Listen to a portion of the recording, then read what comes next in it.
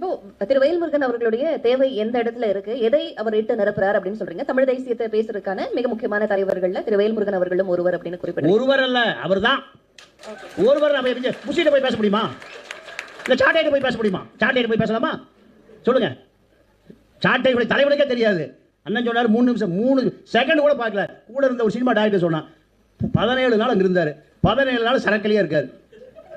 நான் சிரிக்கிறதுக்காக சொல்ல, சீரியஸாக சொல்கிறேன். 20 பவுன்சர், ஒரு ஆளுக்கு 1 லட்ச ரூபா சம்பளம். 20 பவுன்சர், 10 வெளிநாட்டு கார், 25 கோடி ரூபா பண்ணை வீடு. ஏது வடபழனியில் பஸ் ஸ்டாண்டில் படுத்து கிடந்த ஆளுக்கு இந்த ஈழ தேசிய போராட்டம் 1000 கோடி ரூபாய் சேர்த்து கொடுத்துருக்கு. 1000 கோடி இருக்கான்னு கேளுங்க. யார் யார் கொடுத்தாங்க பட்டியலை சொல்கிறேன்.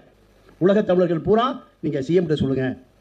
சட்டசபையில் இது ஒரு ஜெனோசைடு, புது வாக்கெடுப்பு எடுக்க சொல்லுங்க. அவரை தான் அத்தனை பேர் பிரஷர் கொடுக்குறான் உலகம் பூரா.